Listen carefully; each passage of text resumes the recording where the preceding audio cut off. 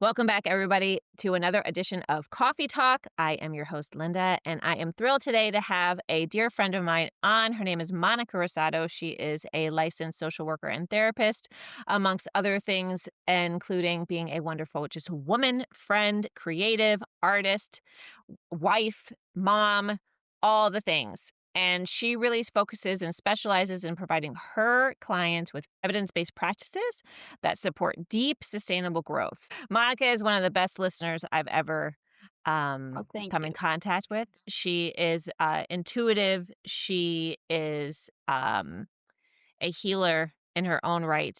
And I'm just thrilled to have her here. Welcome to the Thank you. podcast, Monica. Thank you, Linda.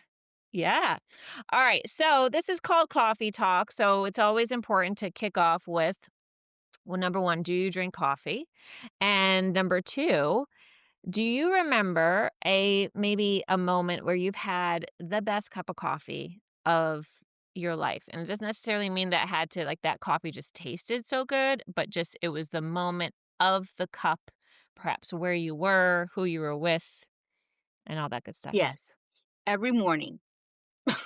There you go. Every I love morning, it. I need a cup of coffee, 1 cup, and sometimes I might have another one later, but froth is the secret. Amen to I that. like good froth. Yeah.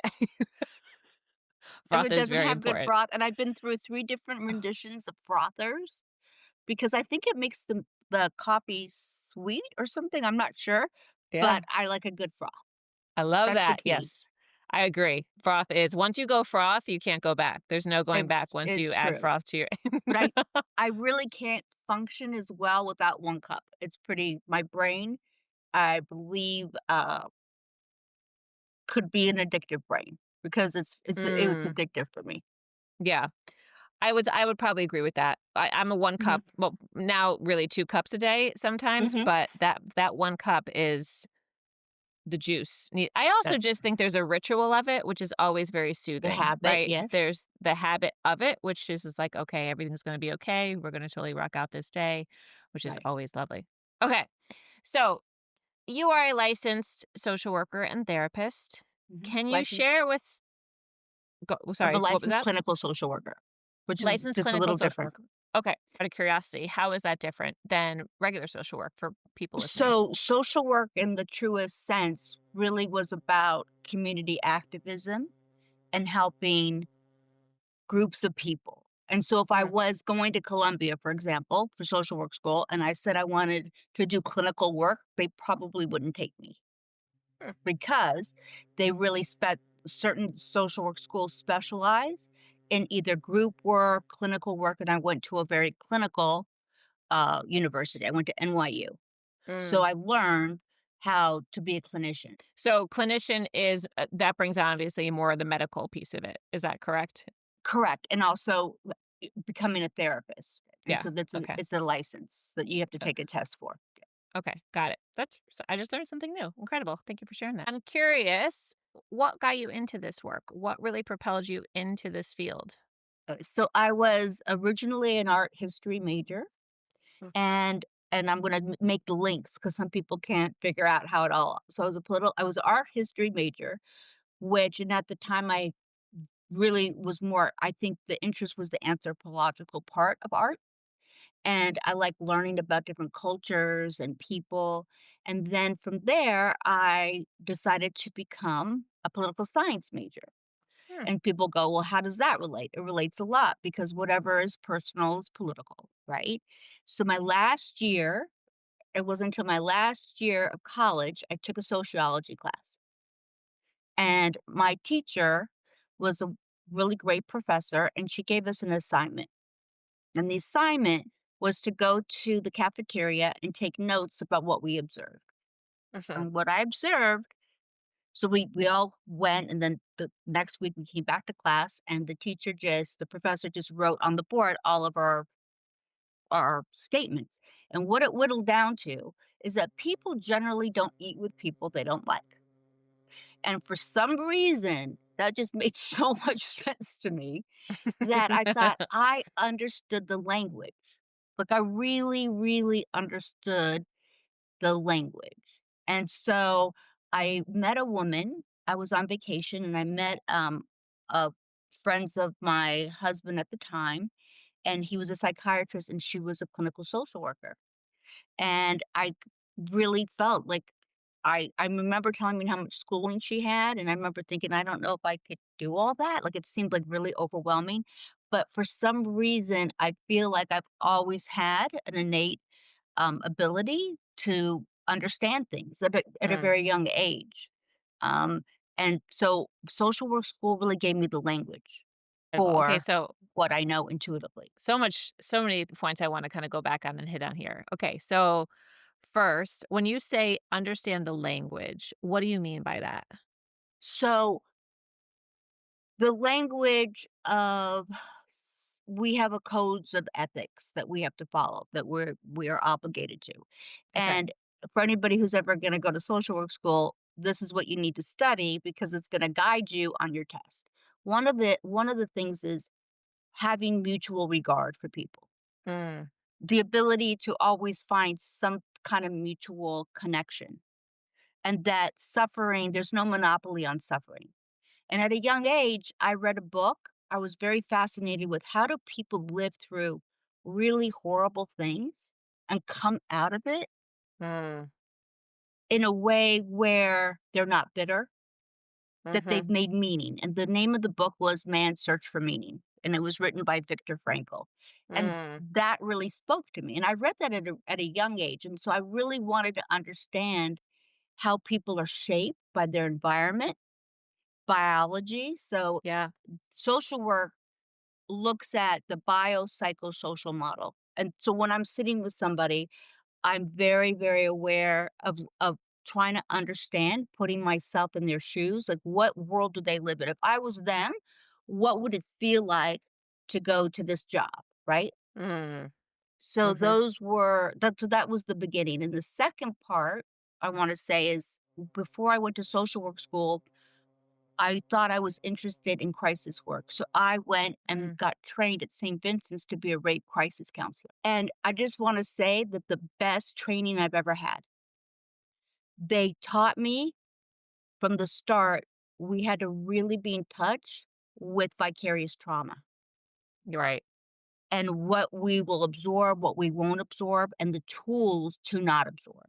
Mhm, And my first case, this is the irony of all of it. So we had training where somebody would be around a table and somebody pretended to be the victim, and when they looked at randomly, they would look at one of the trainees, and we would have to jump in and do counseling right in mhm, front of people and just focus on what that person was saying to us. So my first case, I was pregnant at the time that I was a rape crisis counselor. wow, And my first case was a pregnant woman with her husband. And I was like, you can't make it up.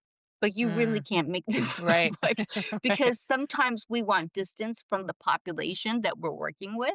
sure, But that training really, and we did things, I learned about debriefing. And I have to say, it made me look at the world a little differently. I didn't move into a brownstone. We were looking to move. mm, And I wanted a doorman. So it did affect my choices, but I was very aware. So this is the awareness of how my experience of working with rape victims mm. helped me, right? It shifted your lens. It shifted my It sh lens, exactly. But and I knew it. The right, awareness, right? So if somebody plants the seed that you need to be aware of your physiological reaction to something, right? yep, And then I found it pretty traumatic, so then I had another placement, and I was placed at a hospital what my second year of, be in social work school, you get placed at places, and I mm, wanted to work in crisis, and I wanted to work with families. They placed me in hematology, oncology, children. ooh, there you go, So what I found traumatic was not knowing what I was going to see when I walk into a hospital room. mm, So I don't do that kind of work. I got out of my internships for multiple reasons, and then I got placed in a one that really also changed my life. But that was really so I learned that I can do crisis work. I'm good at it, but I need to know what I'm walking into. Just like the rape crisis counseling. I get my knees buckle in the hospitals. I get very like I Mhm. don't like hospitals. Like they make me feel a little bit Mm. faint. Mhm. Mhm. I'm better at it now. But when Mhm. I had a mission man, I just walked through that Went. ER. Yeah. Yeah, Yeah. and I could do it. So, Okay.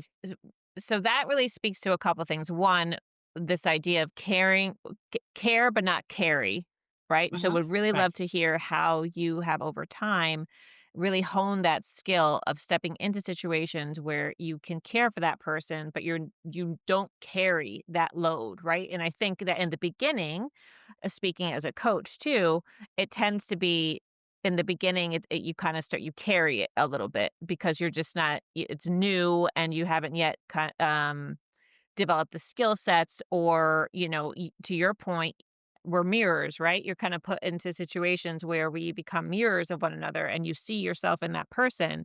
And that also has an emotional charge to it, right? So, would love to hear a little bit more on, how over time you have honed that skill. And also when you're working with patients, what that care versus carry Right. looks I like. think so for me, I think my curiosity about the human condition Mm, helps is one of my coping skills when somebody is sharing a story that I can see patterns in people and things. And so I think it's more about not feeling stuck in it because I know that there's a way out.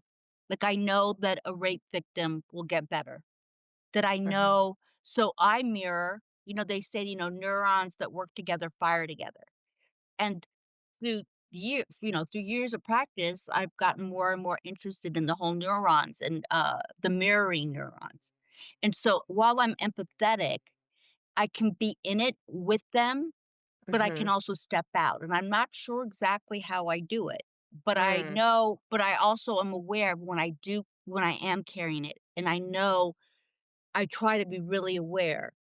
And how do I you work, what does yeah. that feel like? Like, how do you how what is that what's that difference for you? Well, I think that if I very rarely don't know what to do, Mm, right? So here's somebody that comes in that's powerless. Like I worked with the first responder from Sandy Hook. He mm, came 4 years later. I knew he could get better and he came for help. So I'm always hopeful. So my hopefulness is what I mirror back to him. And I let him know that, that he can get better and he will get better. And so there's something about now my mirroring neurons take over his neurons that he's in the mm, darkest place. mm, But for example, I work with 9/11, and the other day I had a uh, weird experience. I went to the gym and I was taking a class where you're on a treadmill and you go up and down, it's elevate, and they have TVs on. And right in front of my face where and I avoid watching the ritual, people reading out names, and I found myself getting choked up.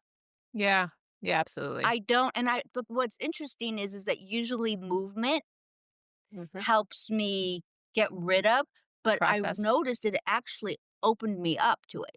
Yeah, And I also had music on, which was kind of dramatic for me as I'm just looking at sure. people.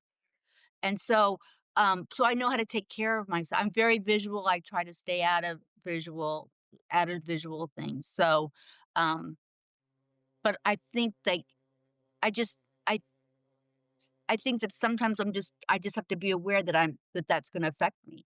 Mhm. See, real trauma, if I was really traumatized by something, I'd probably go towards it and towards it and towards it, and I wouldn't practice self care. So that's how I know I'm not picking up vicarious trauma. I definitely wanna come back to that.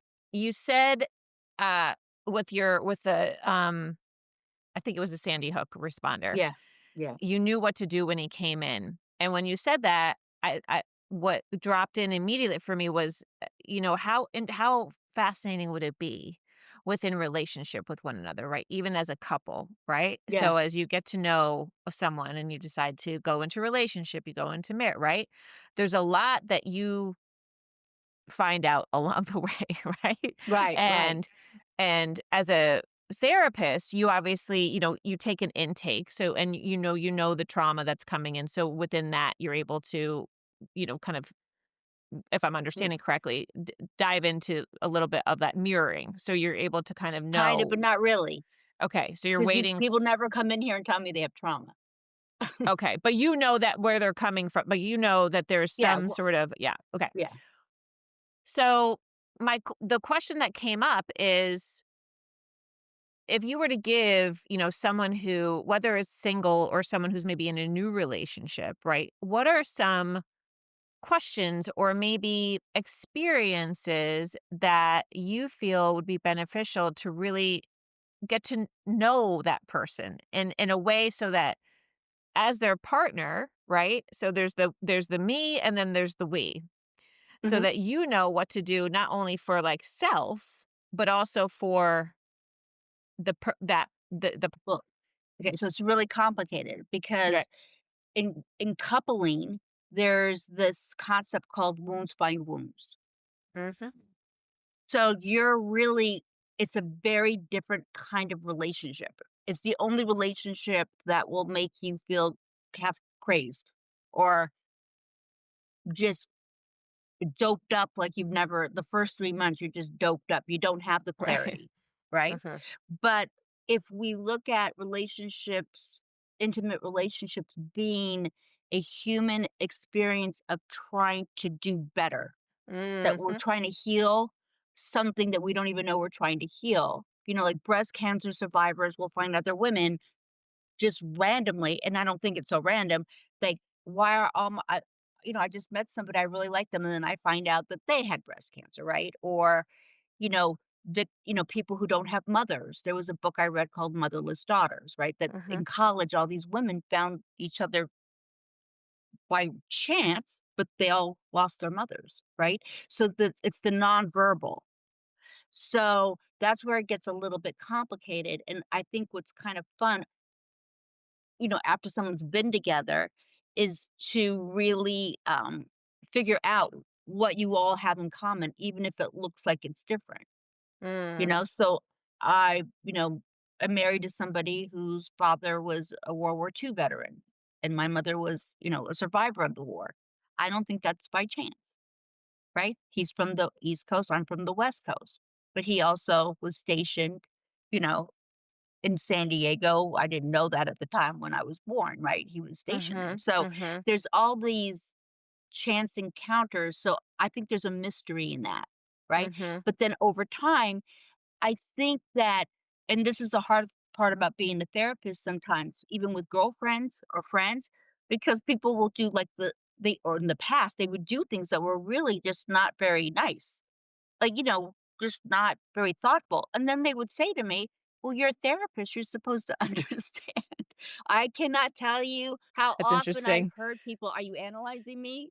Are you?" And Mm. so it's like, no, that so so I took a natural skill set that I had because I did attract people where it was very easy for them to tell me things. Sure. And so without thinking that they were going to burden me. And I just had a young lady that I've been working with, and she was pretty cheerful, not that hopeful. And we were ending the session, and I said to her, you know, things will, there's a lot of good things to come in your life, right? And she looked and she had tears and she looked at me, she goes, Is it is it hard for you to see me sad? Mm. And I said, no. And I said, not at all. I said, because so she came in after that, and I brought it up with her, and I said to her, I want to circle back to something." And then I said to her, "I wanna go back." I said, "Are you worried that you were going to overwhelm me?" Mm. And she said, "A little." And I said, "Do you feel that with other people? Do you feel like Mhm. your stuff, you don't share it because you're afraid that other people can't handle it or can't contain it?" Mhm. Right? And so Mhm. sometimes so I for at a So young the age, I just had to pattern, that's it's like a trying to find the yeah. pattern. Yeah. That's right. The pattern of, like, I don't speak because I don't wanna make other people sad. But you know what? I think that there's something about relating to people. right? Mhm. So but if you're really sensitive, then you need to shield yourself. And there's times where you just like, you don't want to, if I really feel overwhelmed at times, I will not see somebody Mm. because I know that but people actually ask me that a lot, especially if they see somebody leaving. Do you need time? And it's like, no, Mm. because I that's through training. Sure. That was trained. And initially I did crossword puzzles between clients. So it cleared out the space. The I don't know space. exactly. Mhm. Because I was Yeah. hyper focused. Yep. It Yep. was a reset. Yep. You get that? Yeah. Well, yes. Yeah. Well, because we talked about that a lot, right? So you and I also have run multiple workshops. It's called, we've in various forums, the most recent, Let That Shit Go, where we talk a lot about what you're sharing. So Yes. really helping, participants identify where these patterns are, because how you do one thing is usually how you do Everything. everything. That's right. Yeah.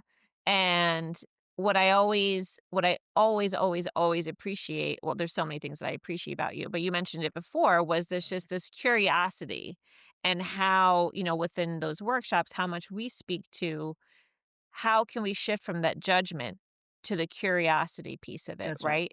And Right. where that judgment is actually coming from. Whose voice is that? Is it actually yours, or did you pick it up along the way? And where did it Right. kind of come The from? critical voice. That's right. Right, exactly.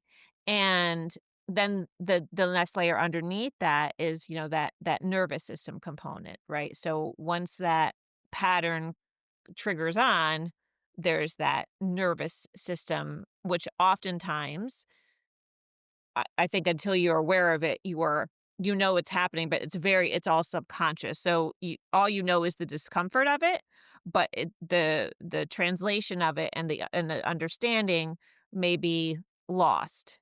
Yeah, right. Is that Right. There's a fair to say? disconnect. Yeah, there's a A disconnect disconnect, between the right? body and the brain. Okay. So can you explain and now, and we've talked about, like, I've shared multiple times on this podcast, and we've talked about with dance, so how dance brought me back personally into my body, and I didn't even Mhm. realize it until, years later what it did. Right. But how movement, how um sound, how music, how focus, how can you explain how all of these things help to create what you just said, space, and how space is really what we're trying to achieve in these Right. moments. So if you think about I was trying to think of an analogy, right? And I was thinking about like animals in the wild.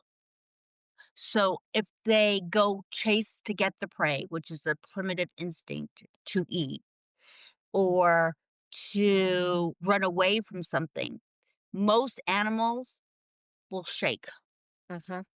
after they after a situation. Yep. So or a snow globe, right? You shake Mhm. it up and then it kind of falls down. Yep. But what happens if you shake it, right?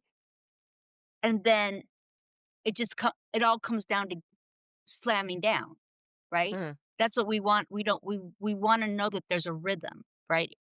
And so movement just helps us express what we can't express verbally. Verbally.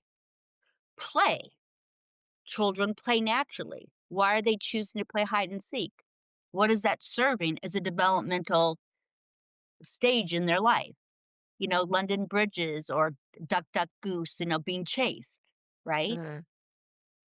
And so I hope I'm answering your question. So movement is a way, it's a physiological ru- behavior Mhm.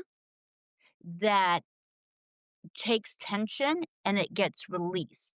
Even if you Mhm. don't know, even if you can't name it, it makes space to activate the frontal lobe Yep. to understand time and space. Mhm.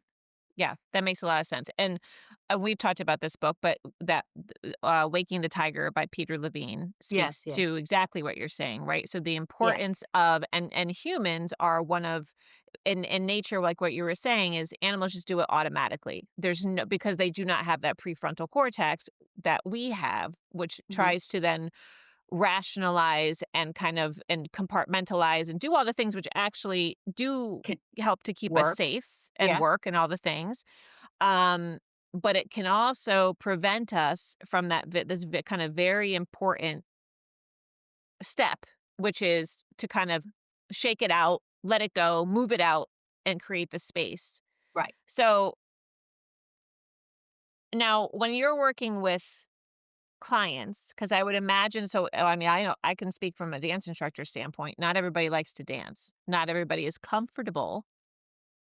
That in and of itself can become a traumatic experience, right? Or trigger some sort of Mhm. response right? So, what are aside from movement, what are some other strategies that can also provide that same kind of release?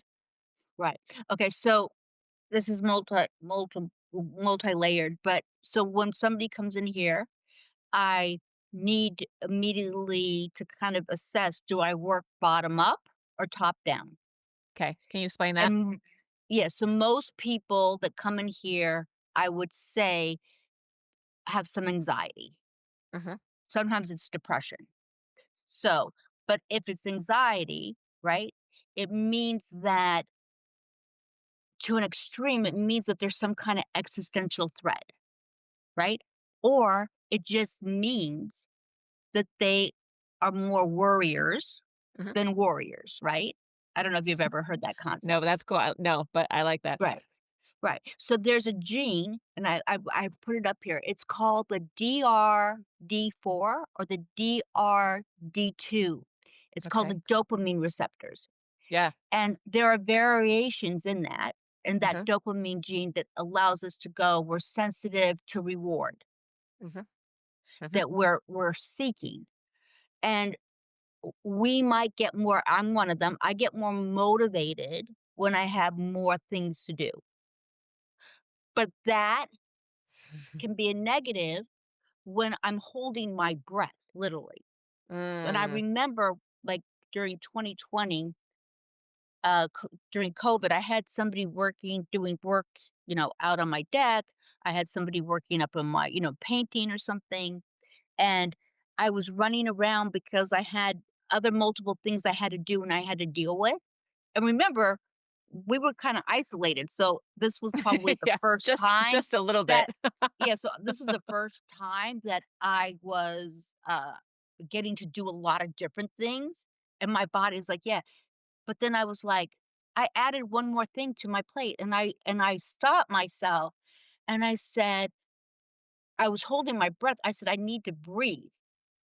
It was Mm, self-induced because, one, I was a little out of whack with all my receptors because I was inside. I had no other, novelty things that were going on, but I had people now in my house, and I have this going on and that going, yeah. and so I for those kinds of people, I say this: put your timer on your phone, maybe every 3 or 4 hours, and just check in with yourself.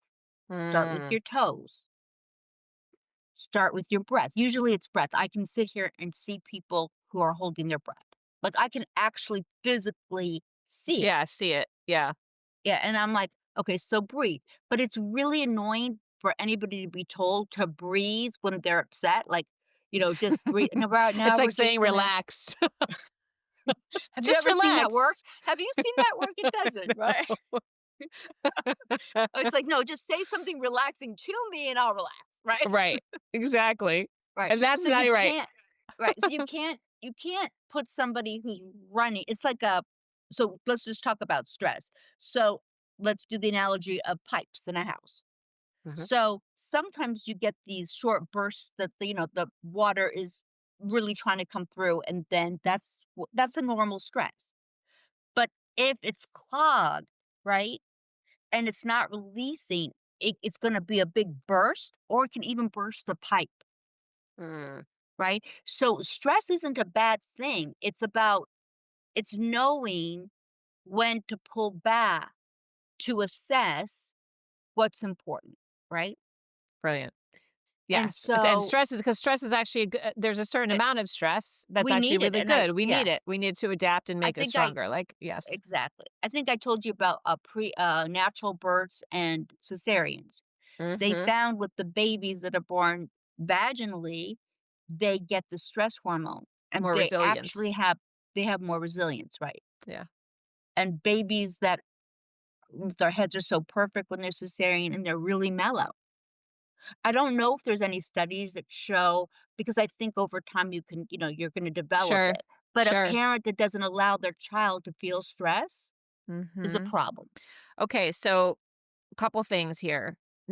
Because really what you're saying, kind of when you were saying that you caught yourself holding your breath, That's right. that what dropped in when you were saying that is almost well, number one, how much throughout the day, like, especially when I'm working with clients and even myself, right? When I went through a period of just high stress and ultimate burnout, it is that we're not really, I mean, we're breathing, but we're not breathing, right? Right.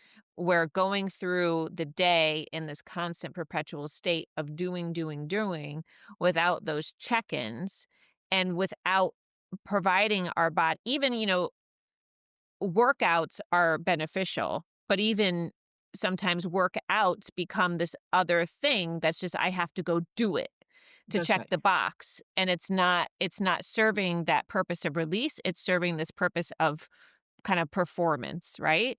So, Or I would say to you that from my own experience, I think at my worst when I was running during a time of stress, I became so dependent on it, the endorphins. Like mm, I wasn't on medication, but I think I was heading towards like a depression or something. So and I it was would, the thing. it was scary. When I couldn't run, the withdrawal was Mm. really bad. Like I was crawling out of my skin, but I That's actually knew it. really interesting. Yeah, I can kinda relate to that in when I just had a very unhealthy relationship with working out. It became this Yeah. thing that I felt like I had to do, because if I But were you didn't do getting it, reward? But were you getting the I was getting the endorphins? hit. Yeah, of course, I was getting the Yeah, yeah. endorphin hit, Yeah, right? But that was in the also during a time period where I was highly stressed and highly anxious. that's right. So, it was that thing that kind of gave me some pleasure. That's right. So But yeah, now it's very different. Now my relationship with movement is very, very different. It is right. that thing that's more for almost like the meditative and release of it That's right. versus and there's more variety to mine. There's so many things. But yeah, that's just I want to circle back to this idea of for anybody who's listening, I think that this is a very kind of potent point in the conversation because it's so relevant. We are in this perpetual state and it's not conscious. It's not that we're doing this consciously, right? It's we're never we I mean, I didn't really get the lesson of pausing, Yeah. the power of Right. pausing. Right. I got the lesson of get it done and Right. keep going, which is That's right. a very important lesson, but it's kind of like the counterbalance, right? So you That's have right. like that masculine, and then you have that feminine.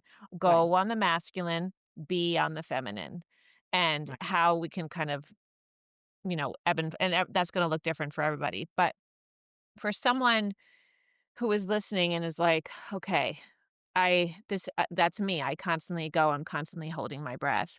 You said the timer every 3 to 4 hours check-in, I think is brilliant, and, okay, so let's just say they check in and they catch that, I'm not, like, I'm a mess.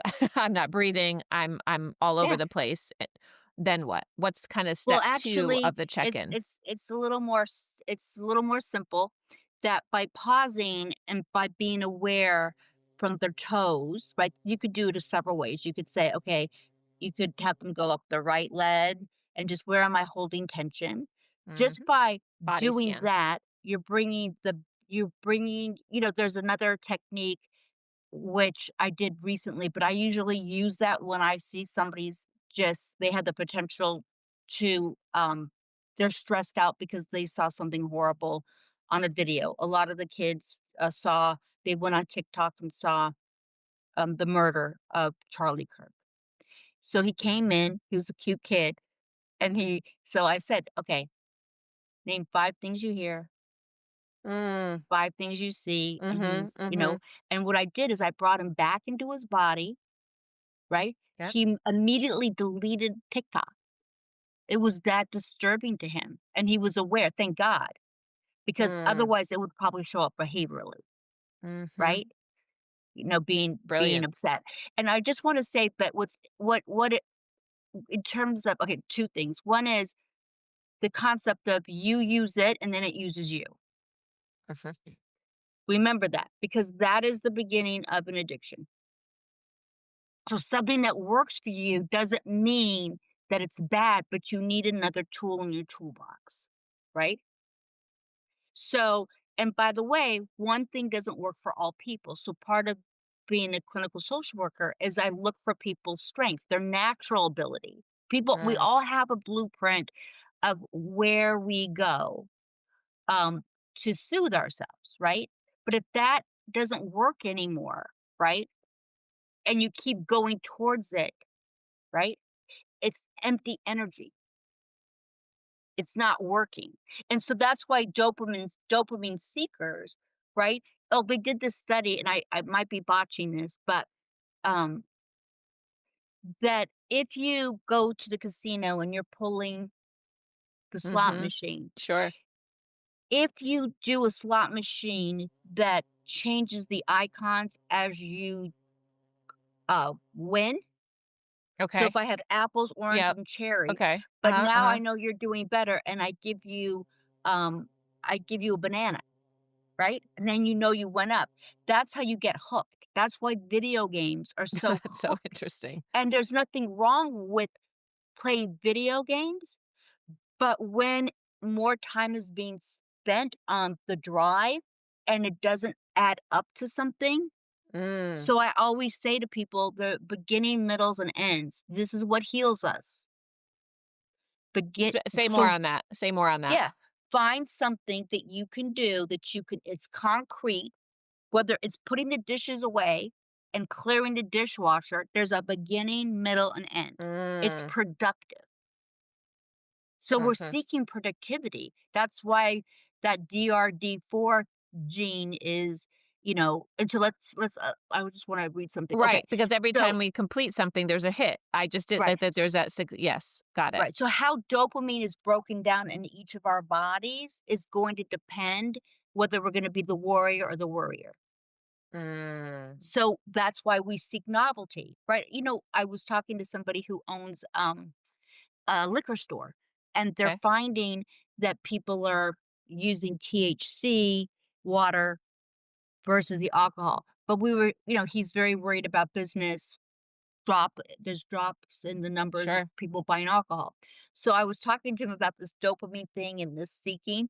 So he said, "You know what? I have an idea." He said, "I'm going to get a little slot machine and I can't give out listen, I'm going to find out if it worked. I'm going to give out a t-shirt. I can't give people alcohol Oh, for okay. winning, but I'm going to Right. give them pennies." We went online, we saw you can buy one for like $68. And I said, "They're going to come back. To They'll play the come game, back." just to play the game. Just to play the Mm. game. Exactly. So there's lots of ways that we get That's hooked. Well, fascinating. think about Yeah. advertising. There's ways that we Yeah, get, oh, or coupons. You remember when we'd buy cereal when I was little, then you could send away for something? yep. Oh, There yeah. was a Oh, reward. It wasn't yes. just that the cereal tasted good. It's like I can get more. So Oh, somebody yeah. understood psychology Right, well, McDonald's about did that brain. for a while, right? Oh, McDonald's did can I that tell you for I mean, the they best toys capitalized on that ever. whole thing. Can I tell Mm, I have a basket full of McDonald toys. Are you there? I am. Monica, repeat that. Just repeat that, what I said, whatever you just said after About McDonald's. the McDonald toys. Yeah. Right, that people keep coming back, that people in advertising understood human behavior Yeah. and human chemistry, by the way. It's not just behavior. So there's a lot of factors but what's interesting is that some people can only do well. There's absolute quiet. There's no, right? And they're not under pressure. I could never really write a paper last second. I don't do well with that, but I do well when I have multiple things going Mhm. on.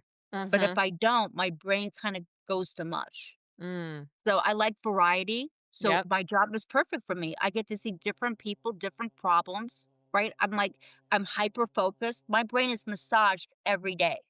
Now Mm. the one, the talking about having to work through not caring are Yeah. adolescents. Adolescents are Mm. the hardest, and I'll tell you why. Adolescents feel very intensely, and they are still building their cognitive frontal lobe to understand things.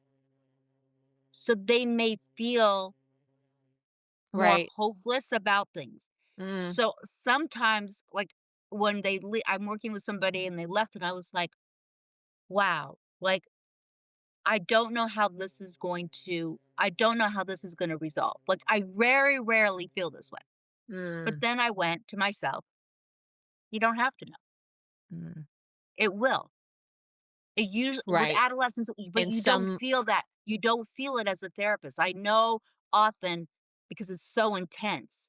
I have mm. somebody who has a huge problem with their father, and I know the whole family, and I'm thinking, wow. And I know the difficulties she faces, but Sure. she wants nothing to do with them. She just said she wants to come to talk with me because I know him.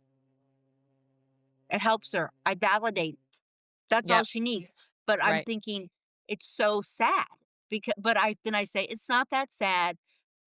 We've all been there, right? But in the room, the intensity. Mm. So so I plan who I see. I can't see two adolescents in a row. I can't. Yep. Does that make sense? Yeah, no, that makes a lot Yeah. of sense. Yeah, that makes a ton of sense. I think what also is really coming up too with as we chat is this idea of and you mentioned it, you brought it up kind of when you were speaking to when you were first getting into social work and how you noticed you picked up on w- not only what you did well from the very beginning, but also what felt good and right for you. Yeah. And I think this is really important because I took this has been hard for me to come to a realization of you don't have I think that there's this belief that we have to get good at everything. And, we have to build upon where are the areas of opportunity, always kind of finding the gap and putting so much Yeah. focus on that Yeah. versus Interesting. taking the time to say, okay, this is what I do really well. And so let's lean in on that. Or And how about what you also, really like? yeah, Yeah. right. What do I really Yes. like? Or exactly. Eh, um, and then to kind of on the second layer of that is also what you're mentioned a couple times is this idea of you get to choose w- how you regulate. You get to choose to not stay in a particular position, even like going back to what you were saying with working with with the rape victims. Like you kind of came to a point where like or within the hospital, I'm sorry. You were like this Yeah. is not where I can work with trauma, but not in this setting. This is not for That's me. exactly right. The And I setting, think that that's exactly. right. So I think that that's really I I think that's just a really important point for people to really to understand in the sense Mhm. of it's okay to pivot and it's okay to kind of put Yes. those boundaries up and not and be okay with just not trying to push and force for the Right. sake of getting ahead or for the sake of Right. I can do it, right? Right. Maybe you can, but what if we just kind of take a left and go over here and find something that Right. feels right? Right. Right. No, it's true, and I think that a lot of people, no matter where you would put me, and I've gone into jobs where I'm like, I don't wanna supervise anybody, I don't wanna manage anybody, I don't wanna lead anybody, and I don't know who I was kidding because I ended up doing that because it just comes naturally for me to take a lead, right? Mhm. And I also found I was having, burnout, and it's interesting, the work itself wasn't, okay, I'll explain. This is kinda interesting. So when I worked with 9/11, we would go around to different locations, we'd make appointments, and people would bring their loved ones items, and we'd scan it. And that information was going to, and it was, transferred to the museum, okay? So while we're doing that, we're listening to the stories of their loved ones, where they're bringing them back to life. So Mm. on the surface, that was not traumatic. It was a little heavy. There's some stories that stick with me and really show me about human nature in a way that we've learned from. We've had a lot of lessons from 9/11 and how Sure. on so many layers about what's healing. But when I got home, the thing that healed me the most from not taking that on, and sounds crazy, but it was entering the data into the Oh, that's computer. interesting. One, I think it's because 'cause I'm using my right and left, but I'm Mm. also it's not gonna be forgotten, and it's Mhm. data that we can use. So it's Mm. transferring something, it's taking something that's pretty horrific, and but I wanna say the people who survived and the workers that went and cleaned up was much more taxing Sure. because of the long-term effects, but not only on them, but on their families. I mean, Mm. I did it in 2009. So I won't go to the museum right now. I think that would be too overwhelming. So isn't that Mhm. interesting that Mhm. I have not gone to Yeah. see any of the, because I don't think that's as important, um, Yep. as, as important, but there was something this time seeing all those faces on the memorial that I just kept thinking, like all their futures that they had, and I was Mm. thinking about the family members. I was looking at the faces. I don't know who they had speak because, like I said, I couldn't hear it, but I could see like it's 24 years later, Yeah, right? that's wild. So, so that I just kind of got off a little bit. But what was your original question that you were asking me about? I was saying how, I how I was picking up on 2 kind of themes with from the start to where we are right now with Yeah, what you've been sharing. First was lean into what you're good at or what kind yeah, of is that's right, drawn to you. You don't, we right, spend a lot of time and we get a lot of messages of like, where's the area of opportunity? Where's the gap? that's right, Close the gap, close the gap. right, And while, yes, you can always be improving, you can also be improving on what you're really good at. Like you don't, right. But there's two sides to that right, conversation. And I think sometimes it's that's a true. great reminder. I want to say for you, because I know you pretty well, I would say that your brain naturally, and I don't think this is the socialization, I think your brain actually naturally looks for gaps. I think you're really good at Mm, that. I think you're really good at filling a void of something that you know that can create community. That I really believe this to, because I've watched you. You were my teacher, like you, and I don't know what you did. I don't know. You didn't ever said anything. Just your presence makes community, mm, right? You're a collaborator, right? It's like no matter where I put you, I couldn't take that out of you. But mm, if that's coupled with socialization, that the gap, if I find the gap, I can make the money. If I find the gap, I can make the money. That's the wrong messaging, mm, right? The messaging should be, and it was for me the way I was raised, is do what you love and the money will follow. You mhm. can monetize. And we pay so much attention to what we're not good at. Like things that come naturally Right, in right, this culture that we live in is right. doesn't feel as rewarding. Why? Why Why? why does it have to be difficult to have reward? It doesn't make any sense. I often think about, I'd love to hear your perspective on this, is I was talking to someone the other day about this. If we could do like some sort of social experiment where we take people and for 1 year, a group of people, and we take them out of like where modern civilization and everyone has to like go live in the woods Yeah, or yep. go live. And They do this. I would just be so curious to then see over time how how we rewire and what those shifts are, right? Do we kind of come back to this pseudo baseline, for lack of a better word, where we're unattached of these thoughts that to like that were not ours, right? And these Yeah, judgments that we've picked up along the way. I just think that do they yeah. where do they do this? Tell me where So this I'll happens. explain. So that's like those wilderness programs, right? Okay. That they have. So just think about it. So our basic needs, Maslow's theory of Hierarchy. hierarchy. Okay. So if I took everybody and put like, let's say 5 people on an island, we would all naturally do what we're supposed to do. We would be the happiest people Mhm. because we would there would be somebody who would become a leader because Mm. you know, people would naturally go into these roles, but we would have beginning, middles, and end. I'm going to build a house. You're going to go get the food. Beginning, middle, Mhm. and end. So early, we could even say early civilization, they were happy people. Right. Their offspring were Yes. happy. But then Yeah. what happens is that change happens, transition Mm, happens. And in that transition, now we have a tool that we don't have to kill with our bare hands. So now we are more right. efficient.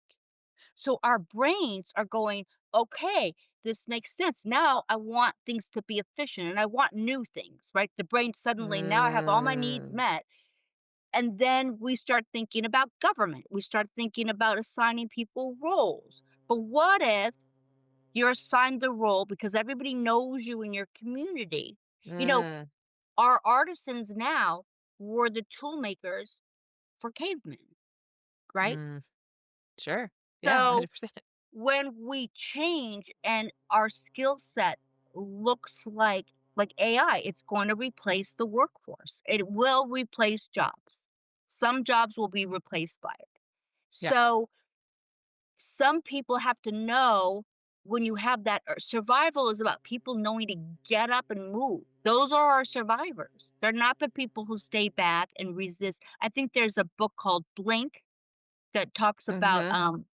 have you read it about the, No, but I've heard of it. Yeah. marketing of, like, these shoes, I forgot what they're called, that people used to wear, Hush Puppies, but Oh, yeah. it's about and then there's Who Moved My Cheese? How do we deal with change, That's right? How do we right. translate? But it takes a creative brain to Uh, see like, I told you about my experience with education.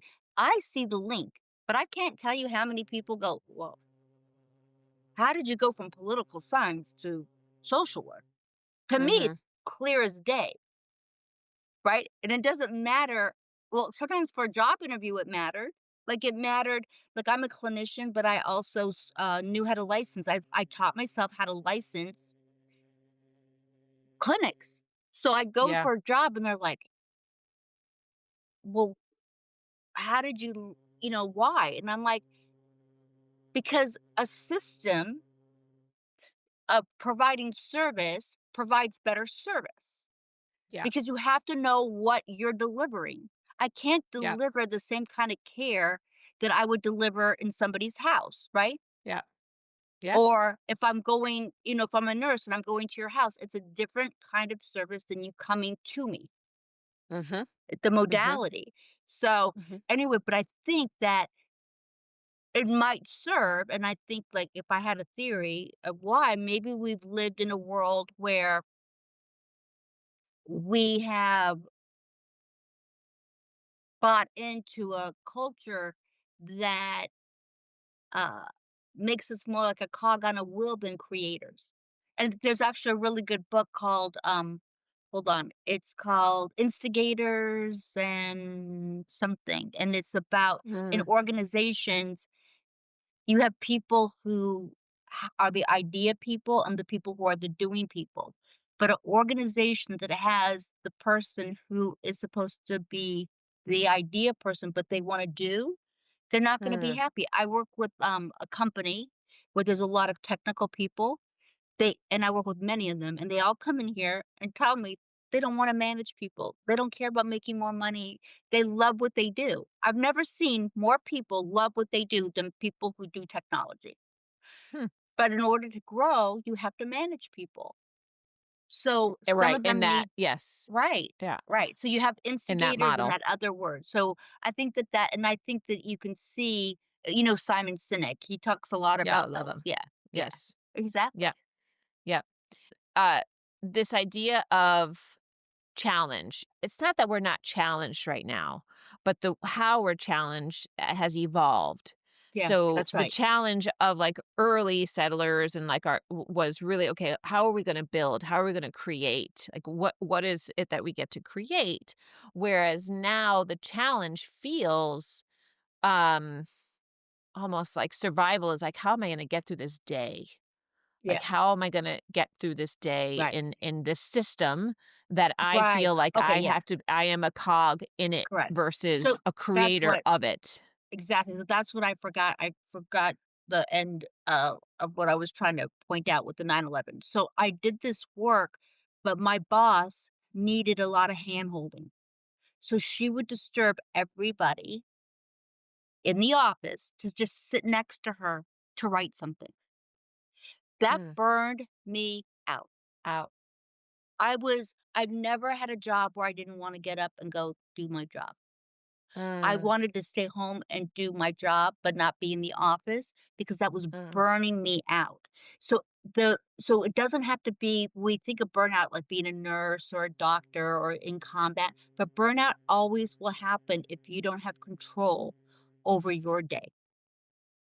That somebody else Okay, is that's a dictating really it. important point, right? So I think this is a really great point. So that she was leaning on you for regulation that could not, Yes. she did not have access to herself. Yes. And I have no doubt that that is happening on a day-to-day basis to many people who are gonna be listening to this. Yes. So, in a moment like that, how whether it's if it's a work environment or even if it's personal, if you're in a and if you're in a state where you actually know it, how how do you master Boundaries. managing that?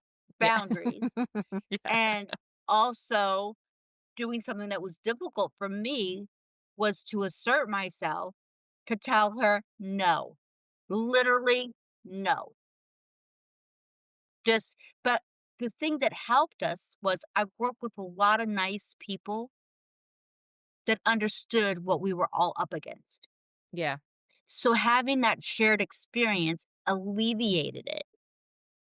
Mhm. And um and I remember leaving because I'd had it. I left one evening because she kept telling me to we were going to a conference and I had to do a slot I actually had survivors tell their stories, and I've worked with them for a long time before, so we weren't Mhm. gonna re-traumatize them.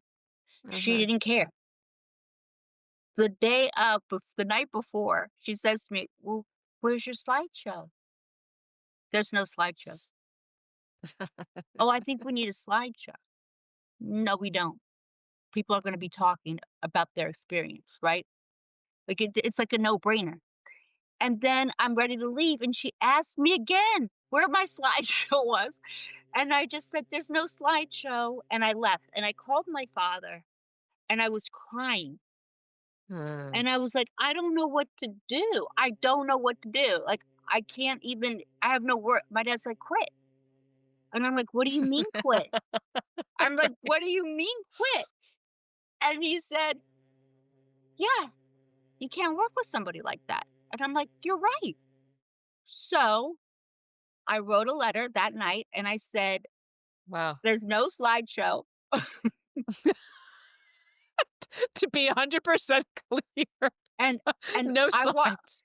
there's no slideshow, and so I am going to, let the people talk because I didn't need to really talk, and you can just introduce them. She acted like she didn't get the email, and then I told her to look at the email in the car because we were driving to Rutgers. We were actually at a conference called the Center of Excellence. We were gonna be teaching about the Center of Excellence, and this is a woman who lost her son. None of my empathy you know what? Not nice. She wasn't that nice of a person, really. Something was not right. So anyway, so we get there, we're in the car, and she says, "Can I have your notes?" You know what I said? "No." I said, This is not like me." I said, "No, you can't." And Mm. so she got all, all but the irony of it, her slideshow It didn't work. It Oh was god, like, that is but hilarious, of but I felt course. like, I'm laughing about it now, but it was really hard. Like it wasn't even in my brain to go, oh, I can just quit. And Yeah, listen, I didn't. It wasn't like I had tons and tons of savings, but you know right. what? It was. I have to do something. I have For to. you. Yeah, that I can't work. But I saw many people come and go. Um, Mm, and so but it was nice. It was the first place I worked where I really liked the group of women, and we always took lunchtime and we shared our food. Like it was a really mm, nice, but I think that that really mattered. I couldn't imagine if we were, she could have divided us. She tried. She tried to be mm. divisive. So that's my story. But I think that I can't even imagine waking up and going, I don't want to go to work. That's a horrible feeling. I think it's really beautiful that, not everybody has this, but I think it's actually really important that you had a dad who said, like, "Well, just quit." Like that was instilled in you as an option. So, Right. can you speak to that a little bit in Yeah. terms of how important, whether there's a parent listening or really just even friends, to a friend, how important it is to provide that Interesting. I think that it is amazing how many when I worked at a college counseling, I created one, how many parents weren't like my father. My father was an Yeah. artist, and my dad worked for the Air Force. He drew, and then he ended up starting his own business in advertising.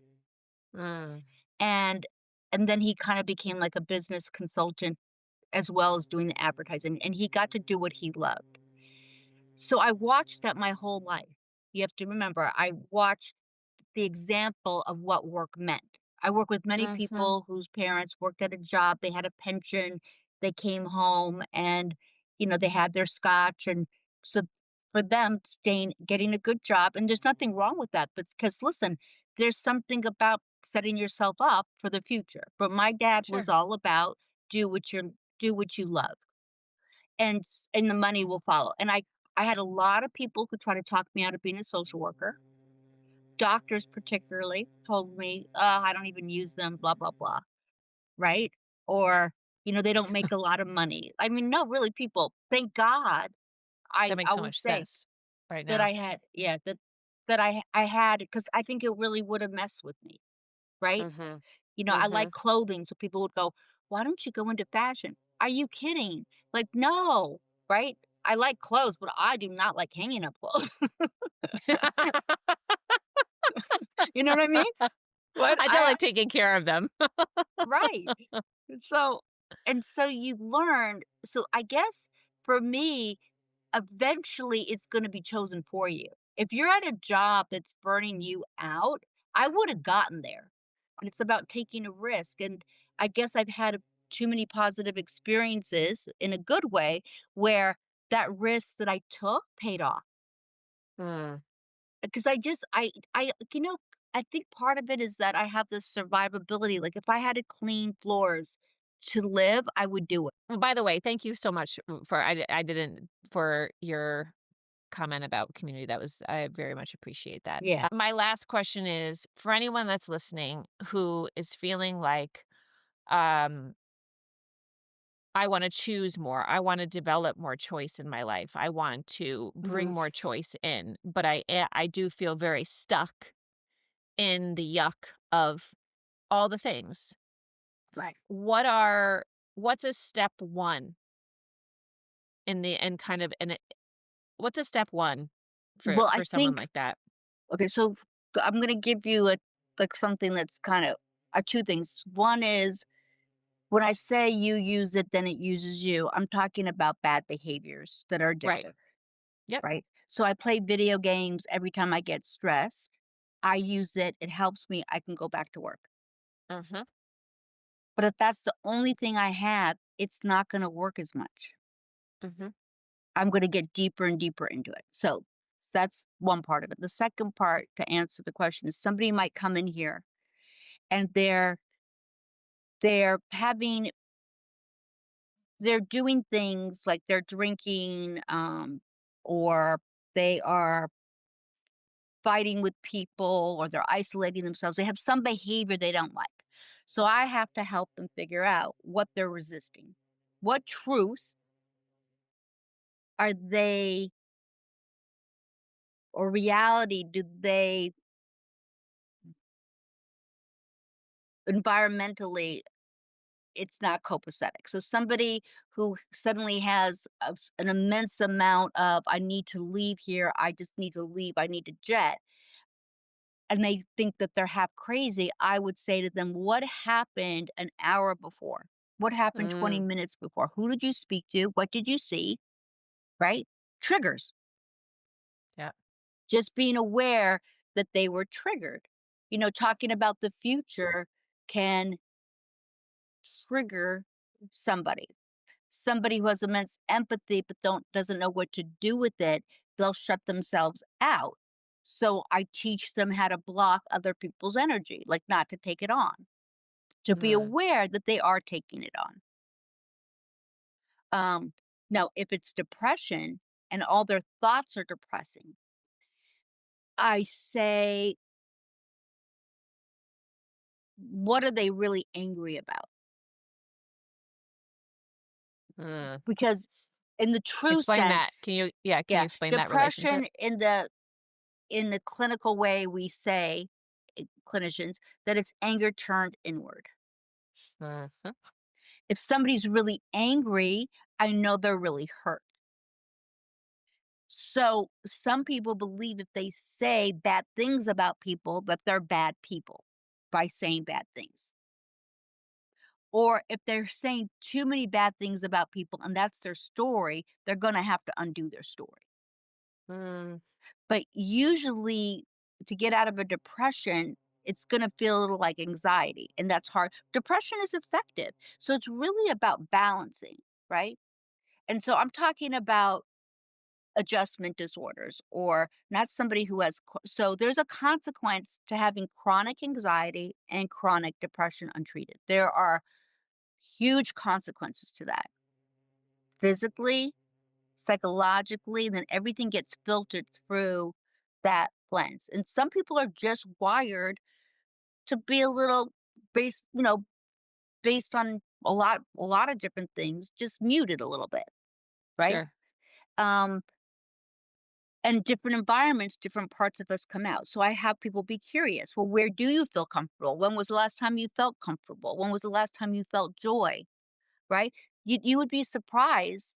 Like, just having somebody talk about a joyful experience, believe it or not, and this has been my evolution as a clinician, that I'm more about just say your truth, but for some people, their truth isn't really truth, it's a story Story. that Mm. causes depression, right? Mm. Nothing is Yeah. gonna get better. I'll never, or ever, or always, like, that's just those words feel oppressive in some Mm. ways. So just language sometimes. Um, Sometimes if somebody's really anxious, one of the things I do is sing, right? That's a lot easier than telling somebody to breathe, Mm. right? Breathe. Like they're like What is looking that? at you Right. like, right. But singing, Right. I have people check in with themselves when I first meet them. I want you to pay attention when you leave here. I don't know you. My job is to button you up to some Mm. extent. You might feel a little anxious sometimes, but I'm talking about flooding. I don't want to flood you. Usually, I'm pretty good at knowing because if I feel flooded, Yeah.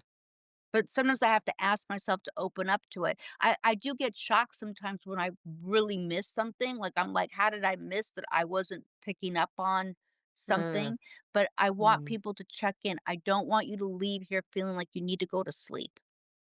That's Mm. called flooding because people with trauma will want to just go deeper and deeper. And so I tell people I may stop you, right? It's not that I don't want to know about it, but we're going to pace this so Mhm. you can contain it, right? Can So mm. I used to be much more about like, get it out, say it. But for some people, saying it and saying it is just building. I just saw something about the brain and compliments that people will hold on to a criticism much longer than they'll hold on to a compliment. But Sure. compliments actually make you feel good, you Dopamine. know? Yeah, and somebody said to me, "Well, you're just saying that because if I say something positive, well, you're just saying it because you're my therapist." And it's like, "No, it's because I really see it. I'm not just Mm, saying this to make you feel good. I'm saying this because I want you to see the mirror." mm, Literally. And it's kind of a metaphor. Sometimes it is hard to look in the like I was thinking about dance. I the person who she worked at your studio, but she made us look at ourselves in the mirror. That was really hard. yeah. Dancing wasn't I mean, there's a reason why people lower the lights. It's so interesting. And I would like to learn more about that. I'd Mm, like to improve on that. Like, I don't know mhm. what it is, and I think that you saw that when I'm in a different environment, I was sassy as hell. I don't know. I don't know. Sometimes I trust that maybe it is the environment, that it's just not me. Why? What are the elements? And I have people look at that for themselves. What are the elements when you feel most alive or you feel comfortable? Right? What I'm taking away most from what you're sharing is the curiosity piece again, right? Now, Right. when you're working with somebody, you're asking these questions, but that is ultimately something that we could be doing for ourselves. That's right. Exactly. Right? So when we're checking in with, when you're advising every 3 to 4 hours check in, yes, coming back in like body scans is a great way to, to just get into from that subconscious back into conscious self. Right. And then once we're kind of in that space again, questions, just that curiosity of like, Right. well, what am I feeling? And why, what happened that is making me feel this? And and what am I thinking? And is it Yeah. And true? And also, did I eat? Did I get enough mm, sleep? Like all those things that can, like the whole psychosocial. Most of, when people come in here, they usually talk about dynamics and they go, well, I don't know why I'm spending time talking about so and so, but they're really talking about themselves, right? yeah. But I try to help them make that link that relationships are complicated. I'm working with a young woman at her last year of college, and she said, I just think I'm a people pleaser. And I don't think it's really helped me, and it's like exactly, like, you don't have to like everybody, and they don't have to like you, but she's living in a house with 7 women, and That's a some of lot. them are mean girls. Mm, So, talking about how she because 'cause she's got wonderful energy, how she can take her energy and use it, mm, for to change the energy in the house, like, not mhm, participate in gossiping. It doesn't mm, That's not real intimacy, but young women might think that intimacy is having a common enemy. It's not. It's it's a a false sense of closeness. right, right. Uh, and I wanna definitely when you come back, well, I wanna have a whole conversation Yeah, on intimacy because I think yeah. that's so good. Is there anything else that you feel is important that you'd wanna share to anybody listening just from our conversation? That that one size doesn't fit all, that there's lots of things that are therapeutic. You're not Mhm, necessarily gonna find it in a book. A book can enlighten you, but to you need to honor your who you are, your natural instincts. Because yeah, if I told you to do things the way I do it, like for example, you wrote down like something about journaling. I would be really reluctant to tell some of my clients to journal, right? Because of how they think about things and about overwhelming themselves, right? mm, It can be helpful. So, what's good for one person, sometimes making somebody go, if somebody's in shock, you do not touch them. mhm, You don't have them start moving, right? mm, There's things that work naturally for us, but sometimes we think we're seeking, but a good therapist will help you identify what has worked for you mhm, and how to make space for feeling, right? But and from experience, I my body will I always know when something is wrong because it will go to my body. Yeah. So my brain, right, I can't always trust, but I do for myself. So it could be opposite for other people. I listen to my body will tell me. Mhm. I never understood like why is it hard to go talk to that professor and not the other professor? Why do my hands there's a reason why my hands get cold. There's a reason Mm. the blood, there's they will alert me. I trust my instinct. But if I were to be a drug user, right, it would take time to heal that. I wouldn't be Mhm. able to trust what my body's telling me Mhm. because my brain Mhm. is telling me that I may be dying because I'm not getting the drug I want. So that's Yep. where but I think that we all are really human beings are incredible and that learning I see a lot of sensitive people who really want to turn it off. And I feel sad sometimes because it's a Mm. beautiful gift to have it. It's to know what to do with it, Yes. Such a great point. Yeah. right? Well, It's if really you knowing. yes, feeling is healing, and That's right. and to your point, it is when you are someone who feels deeply, and I consider myself one. I can walk into a room and feel it all, and just get a really But do full you scale choose it? understand. But here's the thing. Do you choose it or is it choosing like when you do you have control over it? Because you can Yeah. stop it if you want Now? to. Yeah, for Right. sure, but I But feel now, it. I mean, right, because energy is energy, it's energy, right? So we're all and, it's all energy, and to your point, before, the very first kind of thing that you were sharing is going into the cafeteria, right, and just observing.